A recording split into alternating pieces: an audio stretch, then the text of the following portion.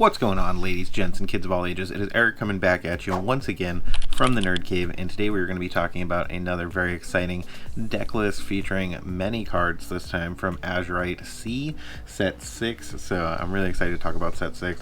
I love pirates. You may have seen in the thumbnail we're going to be talking about pirates today, but before we get into that, we have some giveaway winners to choose.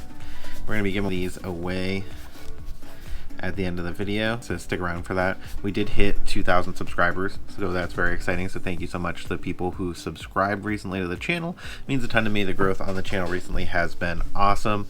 We just continue to grow with Lorcana. We love the game, and we love that more than ever a discussion is happening in the comments. So if you haven't joined in on the conversation in the comments, now's a great time to do so. A lot of back and forth chatter about various things, and I love to see it. Thank you to everyone who entered the Mickey and Minnie itty bitty giveaway. Like I mentioned, we are giving away 2 of those. We got about 200 entries on that video, so if you hadn't entered to win those, that window is unfortunately over, but there's still plenty of time to enter to win the booster box. We may have hit 2,000 subscribers, but I do want to give away a booster box of the newest set since it is so close, and it's going to be a couple weeks yet before I can get my hands on that. So we've got a couple weeks to get comments in on videos and get entries. Every single comment on every video that you comment on, 1 per video, is going to count towards that booster box giveaway going forward. So if you like those giveaways, definitely jump into the comments, like I mentioned, join in on that conversation and get yourself a chance to win a booster box of Azurite Sea. Final thank you before we talk about today's deck list. Big shout out to the Patreons who make the giveaways on the channel possible.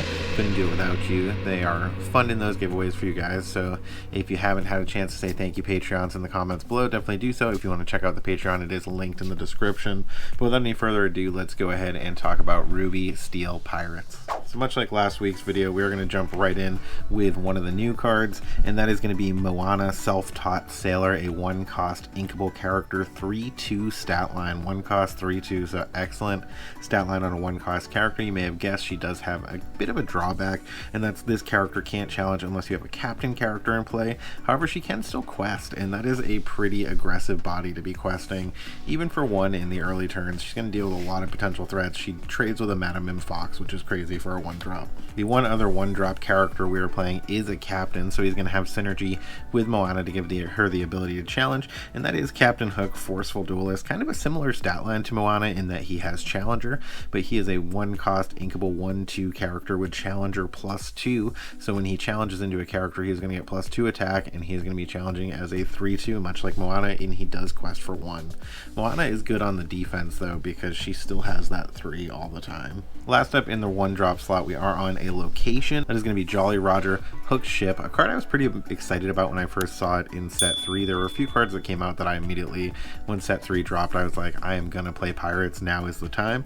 And one of those was Jolly Roger. It is a 1-cost uninkable location, 2 to move in, 5 willpower, but characters gain rush while they're there, which is great, and your pirate characters may move here for free, so you can get this down like turn 2, like turn 1 Hook or turn 1 MOANA. Turn 2, you could play this, you could play another 1-drop, move them both into here, and just start blasting away. Next up, jumping over to the 2-drop slot, we are on 4 Mr. Smee Bumbling Mate, a 2-cost inkable character, 3/3 stat line, questing for 2. You may have heard me talk about this character before. I think he is absolutely fantastic.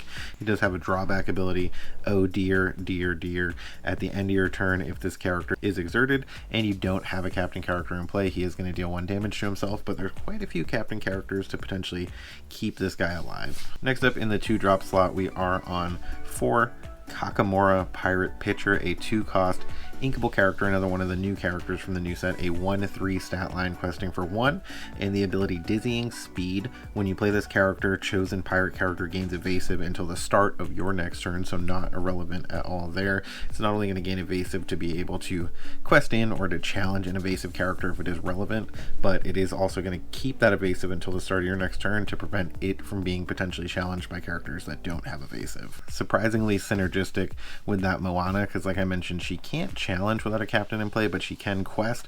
So you can go like turn 1 Moana, turn 2 Kakamora, give her evasive so that they can't challenge into her, quest into their face, and then have a 3/2 ready to continue to threaten the board. Next up, we are on 3 Wendy Darling, Courageous Captain, a 2-cost uninkable character, 1/2 stat line, questing for 1. She does also have evasive, which is fantastic, and while you have another pirate character in play, this character gets +1 attack and +1 lore, so she becomes a 2/2, questing for 2, 4 coming down for 2, so absolutely crazy. Wendy Darling is super aggressive, great early game. This deck was pretty heavy on uninkables, or I probably would have gone 3 Wendy's.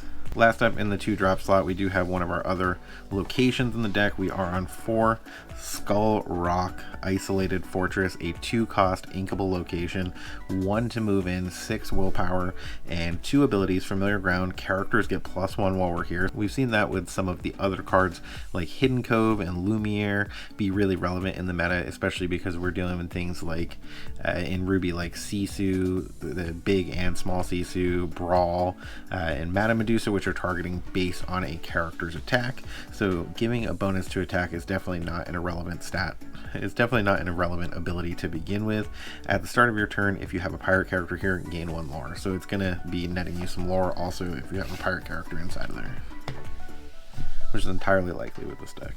One of the characters that is not a pirate, however, is going to be Pete, Games Referee. We are on 2 of these, a 3-cost inkable character, 3/3 stat line, questing for 1, with the ability Blow the Whistle. When you play this character, opponents can't play actions until the start of your next turn, so that's going to prevent them from doing things like Whole New World if you don't want them to, or Be Prepared is definitely the big one that you want to shut off when they're going into that turn that they are going to have 7 ink. It's not always turn 7 when you're in those Sapphire matchups, so you may need to get him out a little bit earlier. So if you get him in the starting hand, especially because you're on a low count of him and you know you're in a matchup where he matters, he may be worth just hanging on to as opposed to an early mulligan.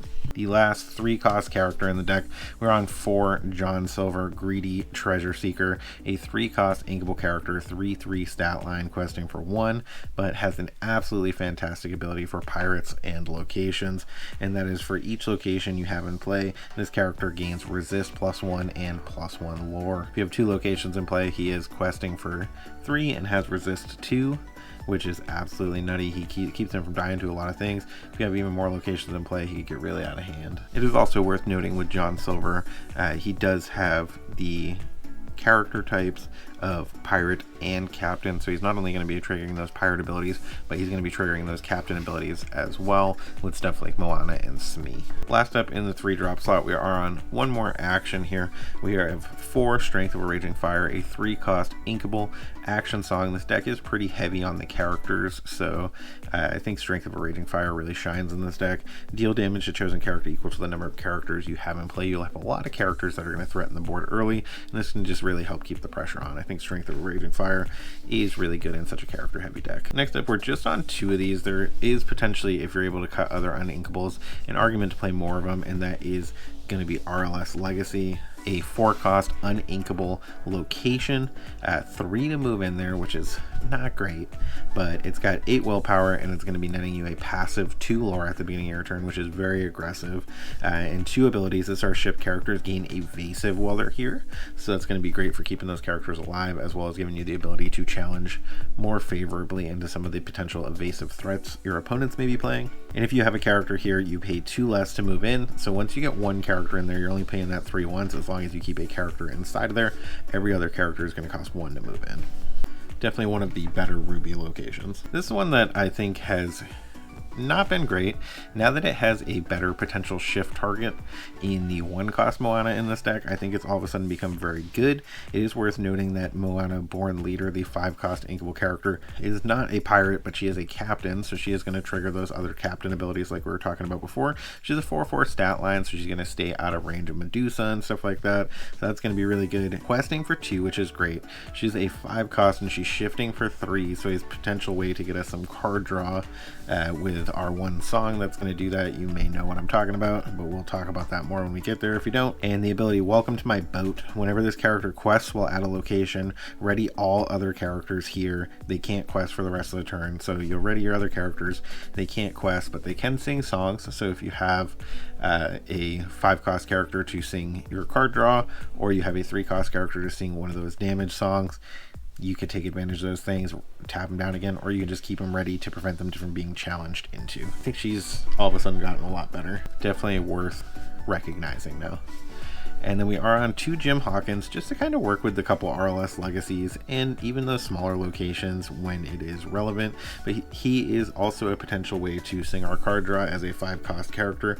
You may know I'm talking about Whole New World, but we'll talk about that card more when we get there if you're not familiar with it. If I didn't say this already, he is a 5-cost inkable character, questing for 2, 4/4 stat line again, so he is again going to stay out of the range of things like Medusa, Sisu, all that good stuff. When you play this character, you may play a location with cost 4 or less for free, and then whenever you play a location, he can move into that location for free. So you can play him, you can play RLS Legacy using his ability, and then you can move him in RLS Legacy for free.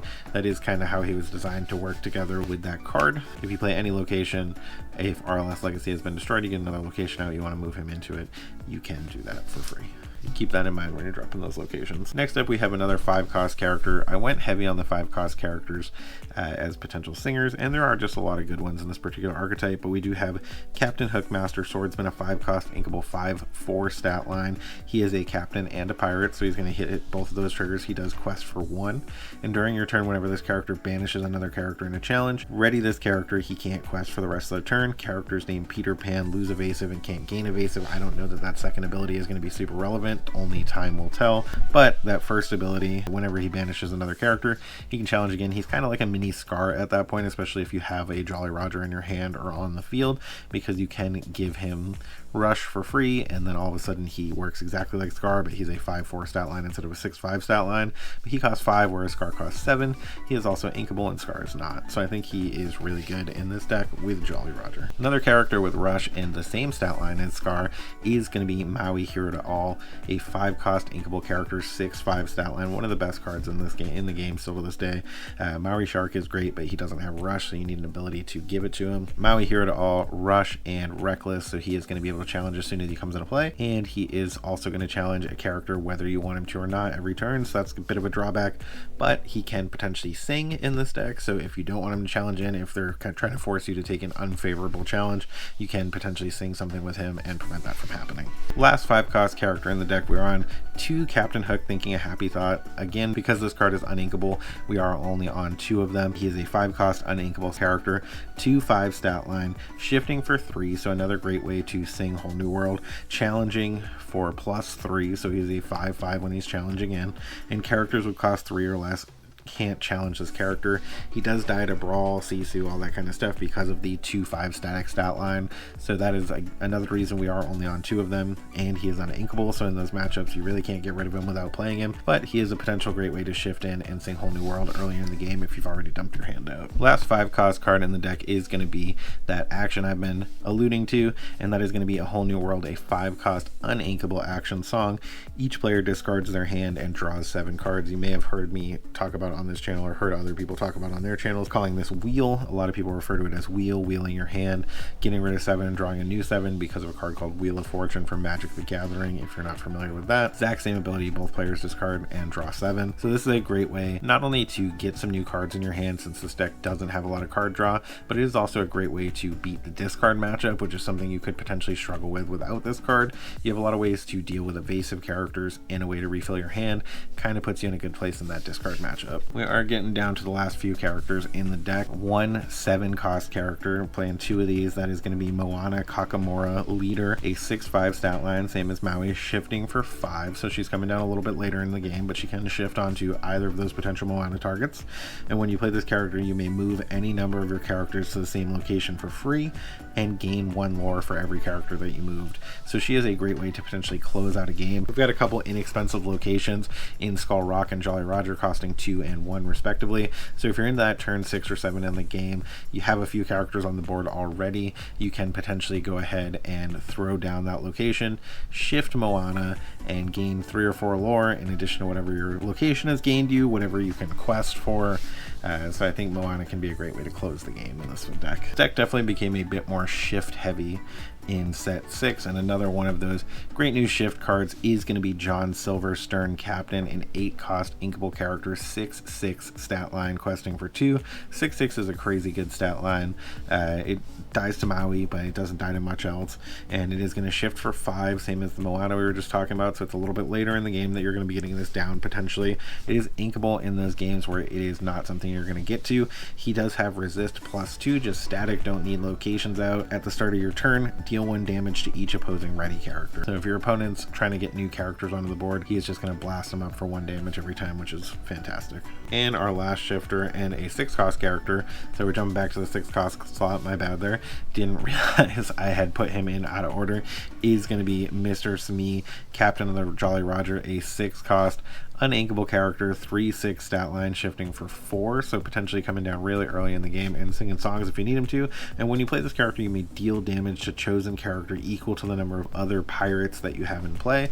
So let's just kind of review how that may look in the early games. We've got Wendy Darling as a pirate, Kakamora as a pirate, Smee's a pirate, Hook's a pirate, and Moana's a pirate. We literally have 4, 8, 12, 16, 19 early game pirates that can come out, or potentially come out in multiples before you are going ahead and shifting that Smee.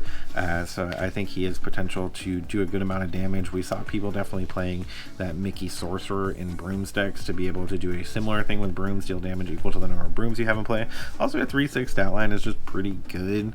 He is going to die to Medusa, which is a bit of a bummer, but shifting for 4 is fantastic. He is going to come down before Medusa's as relevant to the game, and you may be able to get those Medusas out of their hand if they're sitting on them with something like Whole New World, Singing with Them, or just quest with him, grab that too. He's not going to take damage, and it is worth noting he is a pirate and a captain, so he is going to trigger those abilities of your other characters. That is the new Ruby Steel pirate deck. What do you guys think of it? I'd love to hear your thoughts in the comments below. Let's go ahead, and before we close this video out, I'm going to throw it over to Future Eric to do the drawing for these Mickey and Minnie Jungle Cruise itty bitties.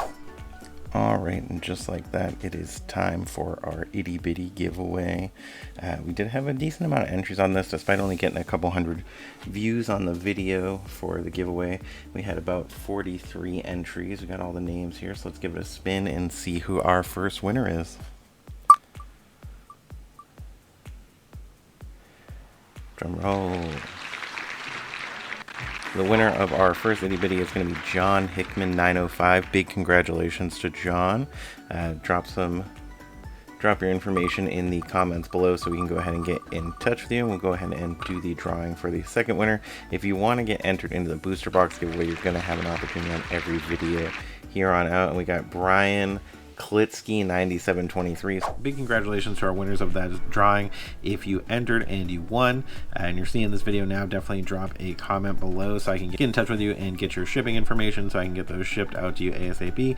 Thank you again so much for sticking around to the end. Remember to like, comment, and subscribe, and when you see those toys, video games, and our matey pirate decks off in the distance, remember, it is not a mirage. You guys have a great day.